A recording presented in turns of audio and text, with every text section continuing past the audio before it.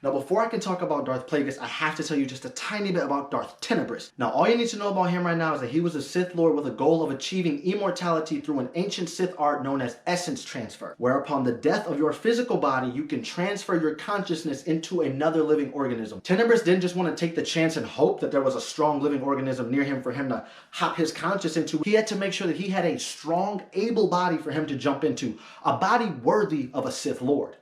That's where Plagueis comes in. So then Tenebrous went to this planet Maigito, where he convinced this unidentified Force-sensitive female Mun to seduce Hego Damask, who was an unknowing Force-sensitive male Mun. So they made it and they created Hego Damask II, who would one day become Darth Plagueis. Now with his ideal body having come to fruition, Tenebrous stepped back and watched Hego grow up from the shadows. Hego's dissension to the dark side would begin after one day manipulating one of his classmates, whom he didn't like very much, to jump out of a high window down to a courtyard, ultimately killing themselves. It was then that Tenebrous was like, all right, he's ready. It's time. So then he took him in to be his apprentice and named him Darth Plagueis. So he taught him about the Sith Order, their history, and the dark side of the Force. But he kept his lessons very basic, as he didn't want him to become too strong or knowledgeable in the dark side of the Force. As they went along, one thing that Tenebrous taught him was midichlorian manipulation. And it turned out that Plagueis was quite naturally gifted at it. So he became fascinated with midichlorian manipulation and the potential of achieving immortality, just like his master. But they didn't stay on the same page for long. As the years went by, their motives drifted away from each other. Tenebrous sought power in the Force and took pride in battle. However, Plagueis saw the Force as a tool and a gateway to abilities far greater than just physical power. Also, he preferred cunning and manipulation from the shadows over just physical combat. This led to Tenebrous doubting Plagueis' strength in the dark side and not believing that Plagueis would ever fulfill the tradition of the rule of two, where the apprentice eventually outgrows the master and thus kills them to take the place as the one Sith until they eventually take another apprentice of their own. But he would soon be proven wrong. So Tenebrous and Plagueis went on a mission to a planet called Baldemic, because Tenebrous had found out that there was an abundance of cortosis ore on the planet. Cortosis is a naturally occurring metal that can block lightsaber strikes, which makes it a very important resource for someone whose main enemies all wield lightsabers. You're under arrest, Chancellor. Anyways, once they got into the caves and found the cortosis ore, they sent a probe droid in to mine it out. However, when the droid was mining, it hit a pocket of lethane, which is an explosive gas that caused an explosion. Obviously, Tenebrous and Plagueis got up out of there. They had almost made it back to their ship when Tenebrous had to turn around and use the Force to hold back the explosion, because otherwise it would have destroyed their ship. And seeing Tenebrous preoccupied holding the explosion back, Darth Plagueis started to get whispers from the dark side, whispering like, so without hesitation, this boy Darth Plagueis manipulated the rocks that was falling from the cave and slammed them onto him. And then what's messed up about it is that Plagueis tried to play it off and like run over to him like, oh my god, master, what's wrong? Come on, bro. And then he couldn't even hold it long enough because Tenebrous was slightly suspicious that he was the one that did it, and he confessed. He was bragging about it too. He was like, yeah, it was me. What you gonna do about it? Nothing, cause you dead.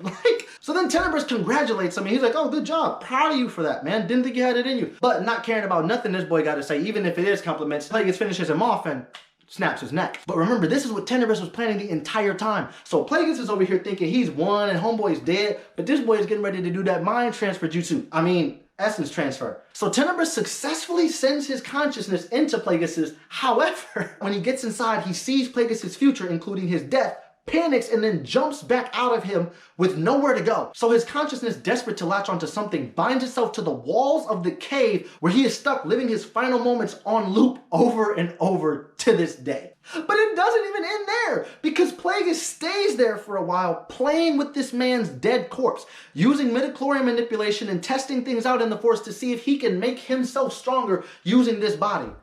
It doesn't work, but it's messed up that he did it. So with his master dead and completely useless to him now, Plagueis packs it up and heads back to his home on Maigito to continue to study the dark side on his own while also continuing the family business. Now time goes by, his father dies, and he inherits the entire fortune of the Damask family and Damask Holdings, which is like the company. So one day when he was in a meeting with the other leaders of Damask Holdings, they were all having like this big argument, yelling back and forth, disagreeing and all. Plagueis had enough. He was straight up on the verge of killing everybody. Tonight I will kill all of you.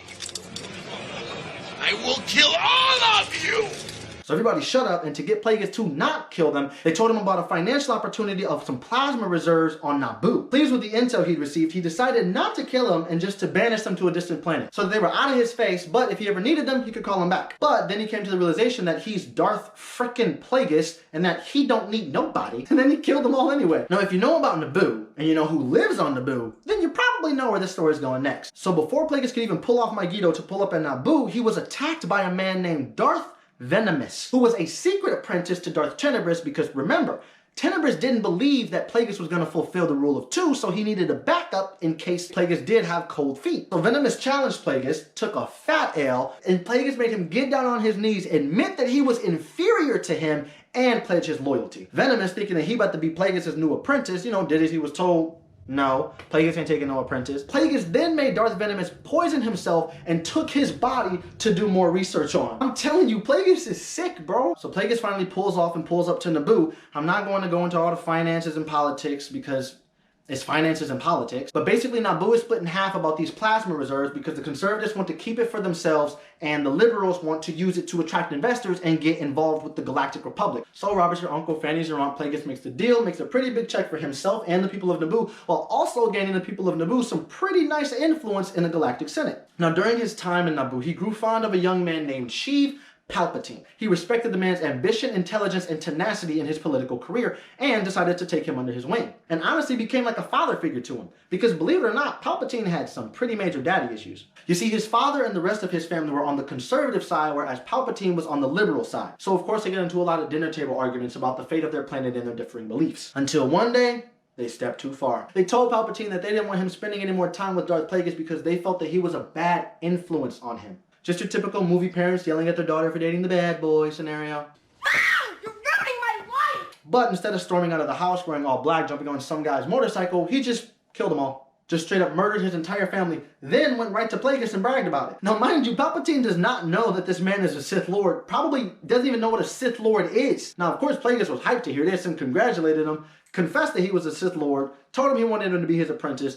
Obviously he accepted it. That's when he got his name Darth Sidious. As the years go by, Palpatine grows stronger and stronger, and so does his thirst for knowledge and power. However, Plagueis' main goal is his immortality and taking over the galaxy and ruling. It is not to train Sidious. This is like a side job. So Palpatine grows impatient with his master's lack of instruction and begins to study the dark side on his own behind Plagueis' back. So this pretty much became business as usual for them, climbing through political ranks and studying the dark side. That is until a decision was to be made on whether or not the Trade Federation was allowed seats in the Senate. I know I said I won't go into the politics, but this is a little important. So Plagueis had Palpatine abstain Naboo's vote on the matter, which tipped the scales in favor of the Trade Federation, which caught the suspicion of another senator, Palpatine, who found out about Palpatine being all buddy-buddy with Darth Plagueis and knew that something fishy was going on. However, his response was, well, Senator Team sent a group of mercenaries to kidnap Palpatine, but his plot was thwarted because Plagueis had found out about it and sent a team of his own bodyguards to protect Palpatine. But what Plagueis didn't know is that Senator Team sent another group of mercenaries his way,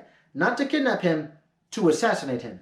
Now, Plagueis put up a good fight and did quite a bit of damage, but in the end, he took a fat L. If it wasn't for Palpatine coming his way and helping him defeat them, he would have died. But luckily, Palpatine had arrived, and together they killed off every last one of them. Then Palpatine went and tracked down Senator Team and killed him as well. Now, Plagueis has never taken an L like this, and he's never been so close to death. So this shook this man to the core.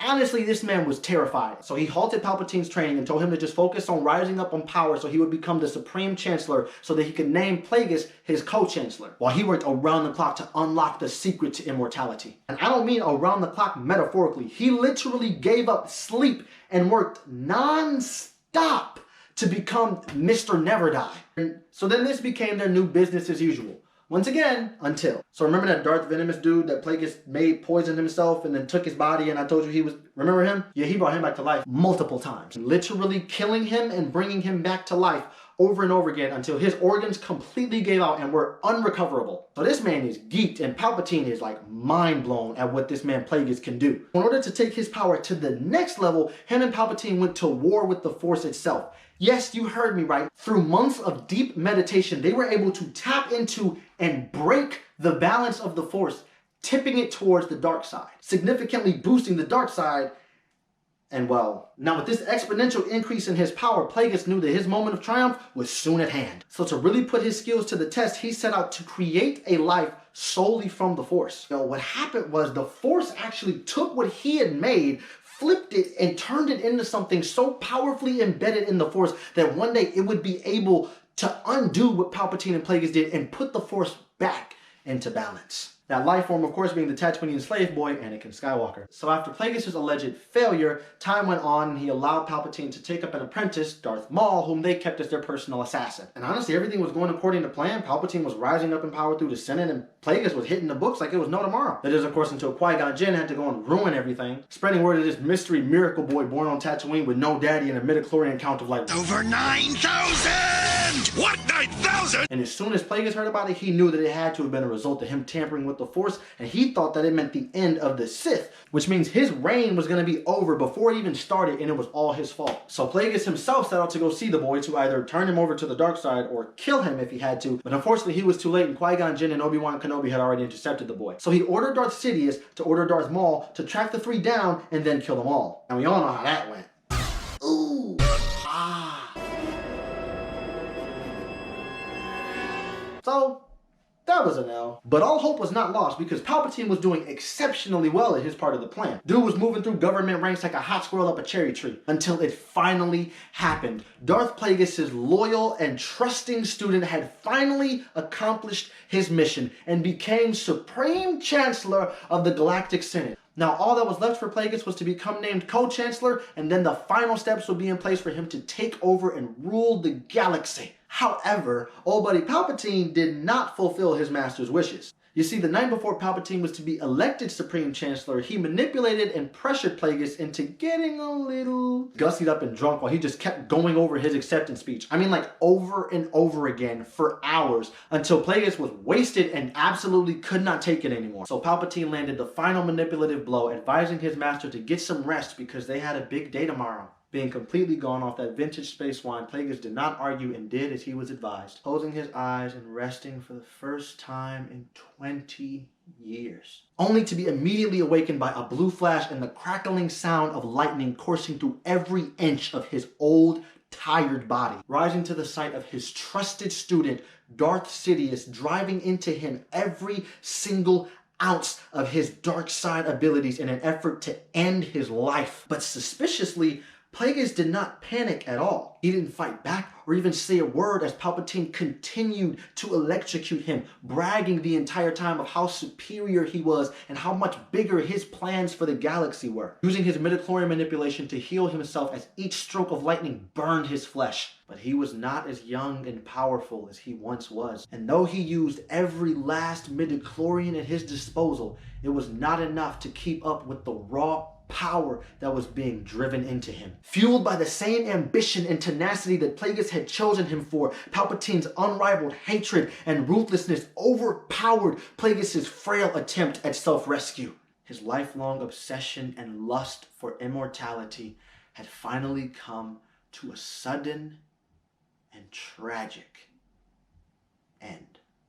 And that, my friends, is the tragedy of Darth Plagueis the Wise.